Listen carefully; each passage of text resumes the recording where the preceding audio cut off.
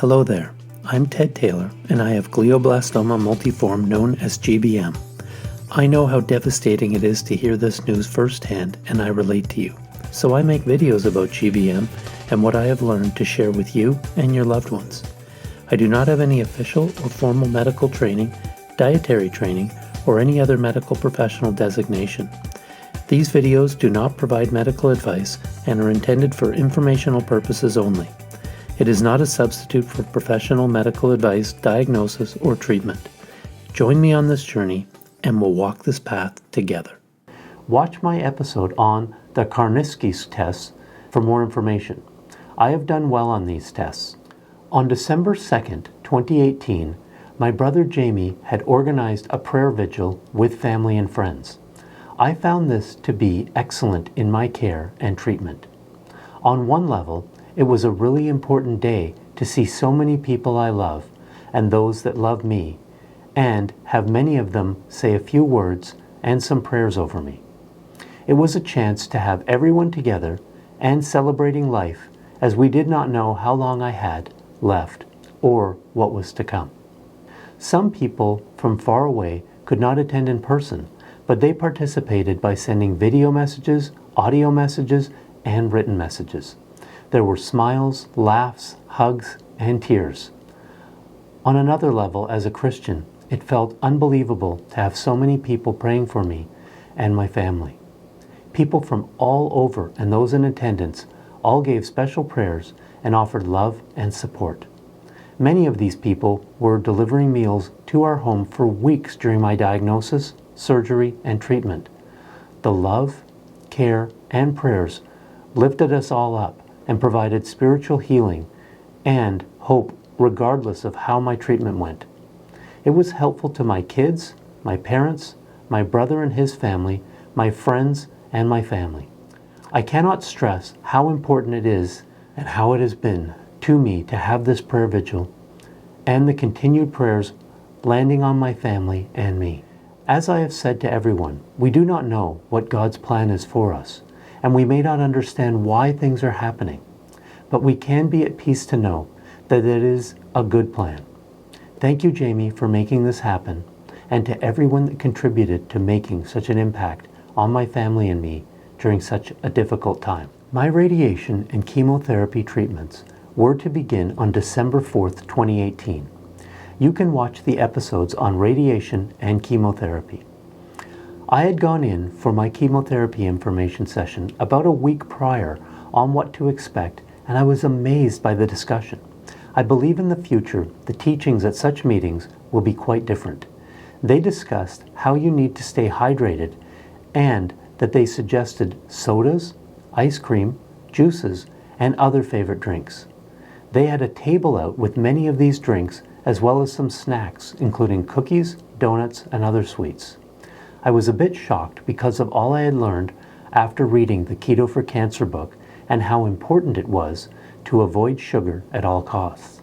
We can see that we must be our own best advocates and learn all we can about our options and possibilities, as the Keto for Cancer diet is definitely not part of the standard of care as of yet, but I feel it is so incredibly important. At this point, and still today, I viewed these foods and drinks as a literal poison that would feed the cancer. About a week before my radiation treatment was to begin, I received a call from my radiation oncologist.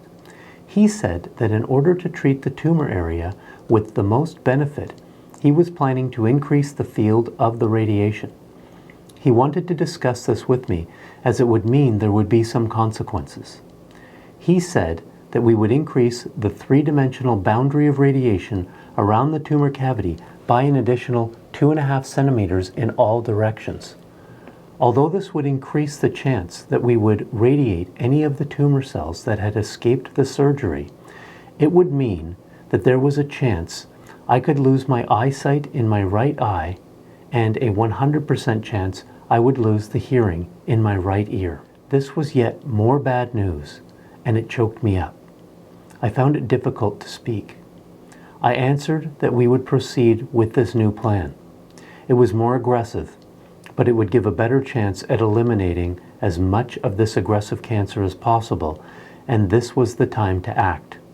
As a single parent, I had to do all I could to fight this disease. I was out at the time with my dad, and we discussed it after the call, and after weighing it out, we agreed it was the best decision.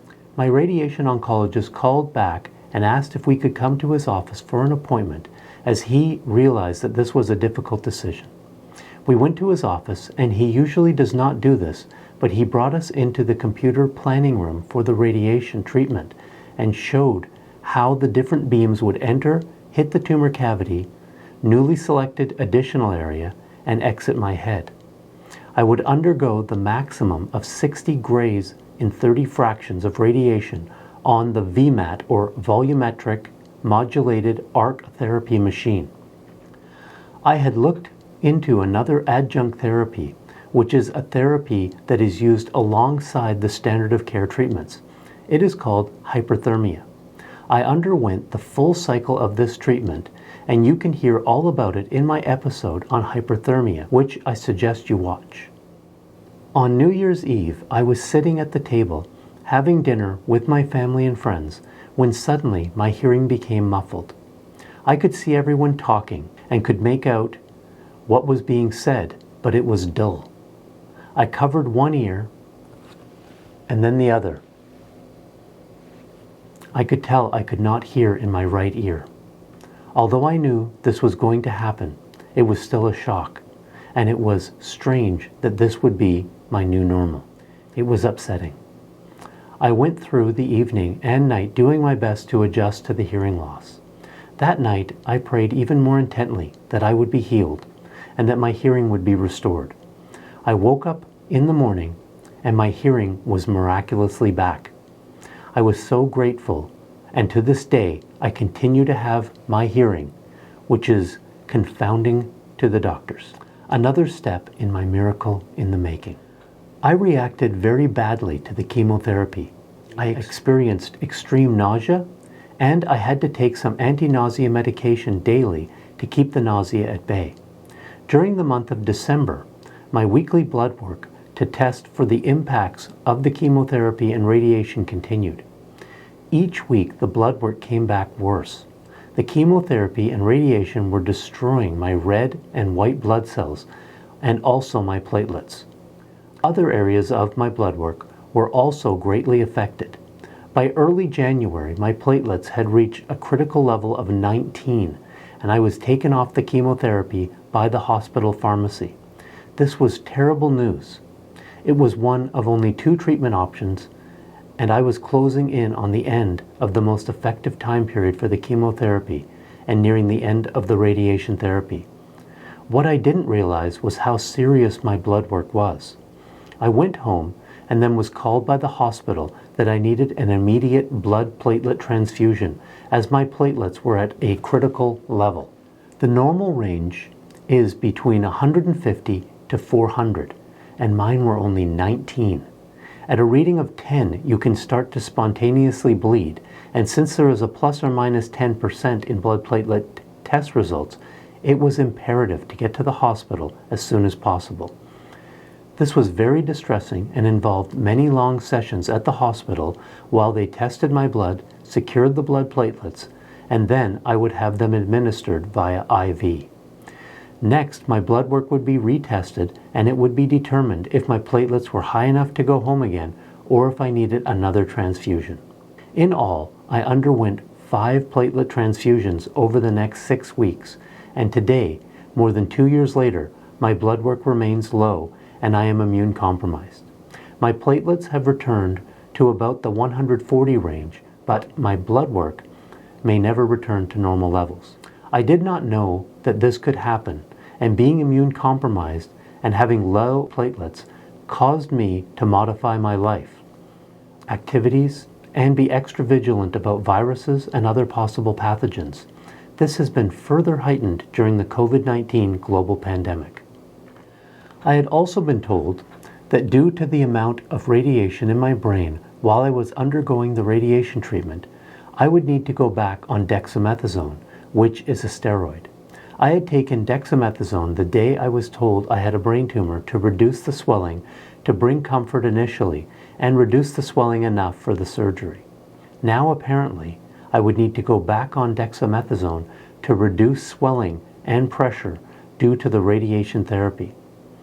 However, the doctor who administers the hyperthermia treatments had suggested an alternative, and after viewing the documentation with my family and medical team, I began to take Boswillia.